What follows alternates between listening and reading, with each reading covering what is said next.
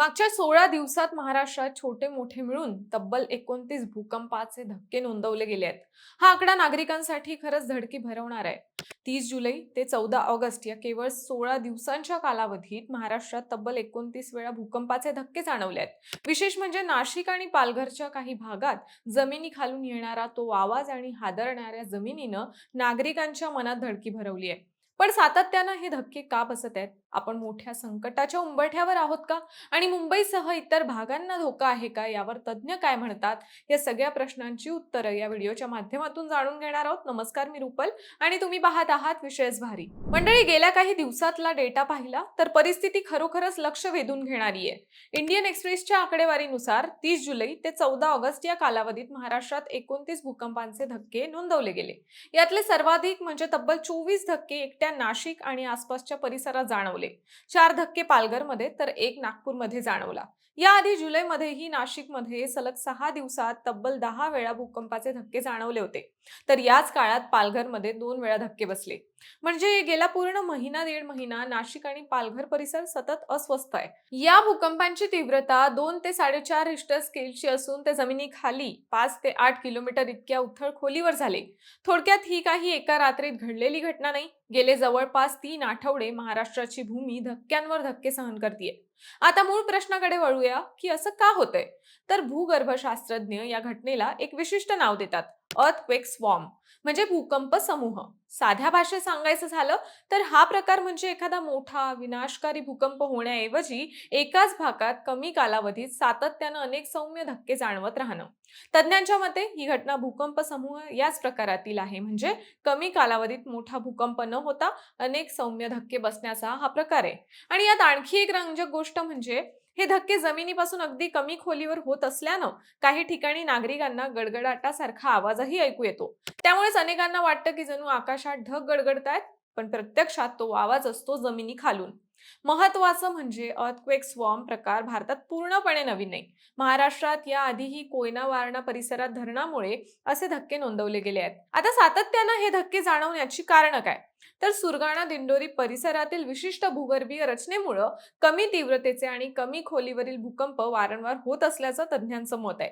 याच भागात भूगर्भशास्त्रज्ञांच्या मते काही अंतर्गत फॉल्ट लाईन्स म्हणजेच जमिनीखालील भेगा अस्तित्वात आहेत, ज्या नैसर्गिकरित्या दबावाखाली असतात.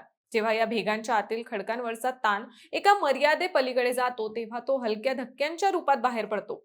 आणखी एक कारण म्हणजे मुसळधार पाऊस. आता हे कारण अनेकांना आश्चर्यचकित करणारं वाटेल, पण भूकंप अभ्यासक डॉक्टर किरण कुमार जोहार यांच्या मते गेल्या काही दिवसात झालेल्या सततच्या पावसामुळे मोठ्या प्रमाणात पाणी जमिनीत झिरपलंय. त्याचाही भूगर्भातील हालचालींवर परिणाम होऊ शकतो. पावसाचं पाणी जेव्हा खोलवर जाऊन फॉल्ट लाईन्स पर्यंत पोहोचतं तेव्हा खडकांमधील घर्षण कमी होतं आणि साचलेला ताण सहजपणे मोकळा होतो. याचाच परिणाम म्हणजे हे सततचे सौम्य धक्के.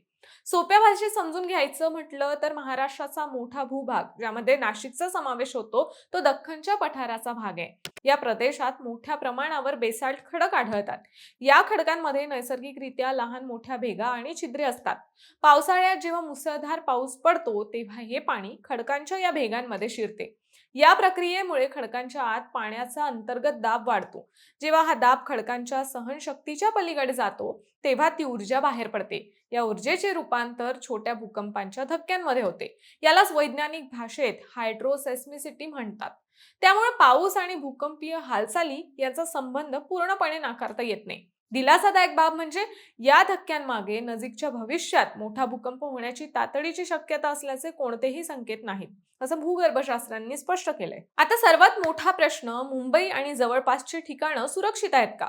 तज्ज्ञांचं म्हणणं आहे की घाबरण्याचं कारण नाही, पण सावध राहणं गरजेचं आहे. हे धक्के जमिनीच्या अगदी वरच्या थरात असतात, त्यामुळे त्यांचा प्रभाव खूप लांबवर प्रवास करू शकत नाही. नाशिक आणि पालघर हे सेस्मिक झोन 3 म्हणजेच मध्यम धोका असलेल्या क्षेत्रात येतात, तर मुंबई काही भागात झोन 4 म्हणजेच उच्च धोका असलेल्या क्षेत्रात येते. याचा अर्थ असा की इथे मध्यम तीव्रतेचे भूकंप होण्याची शक्यता नाकारता येत नाही, पण हे छोटे धक्के म्हणजे मोठा भूकंप येणारच असा संकेत नसतो. उलट काही तज्ज्ञांच्या मते हे छोटे धक्के साचलेली भूगर्भीय ऊर्जा हळूहळू बाहेर बाहेर काढत आहेत, ज्यामुळे कंपाची तीव्रता कमी होऊ शकते. एकूणच काय तर मुंबई आणि कोकण किनारपट्टीच्या परिसरासाठी भूकंपाचा धोका नेहमीच चर्चेचा विषय राहिलाय. पण तज्ज्ञांच्या मते नाशिक आणि पालघरमधील या स्वर्म्सचा मुंबईला थेट धोका पोहोचण्याची शक्यता कमी आहे. पण तज्ज्ञांच्या मते या परिस्थितीकडे गांभीर्यानं पाहणंही गरजेचं आहे.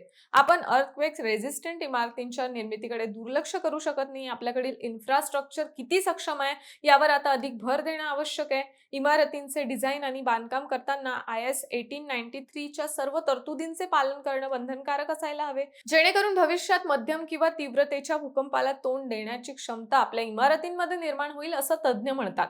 मंडळी, थोडक्यात सांगायचं झालं तर नाशिक आणि पालघरमध्ये सुरू असलेली ही भूकंपांची मालिका म्हणजेच अर्थक्वेक स्वॉर्म आहे, जी स्थानिक फॉल्ट लाईन्स आणि यंदाच्या मुसळधार पावसामुळे जमिनीत झिरपलेल्या पाण्याचा एकत्रित परिणाम असल्याचं तज्ज्ञांचं मत आहे.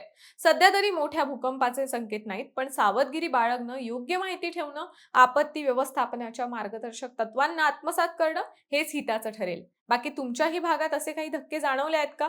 तुम्हाला या धक्क्यांमागचं कारण काय वाटतं? कमेंट्समध्ये नक्की सांगा आणि विशेष भारीच्या YouTube चॅनलला सबस्क्राईब करायला विसरू नका.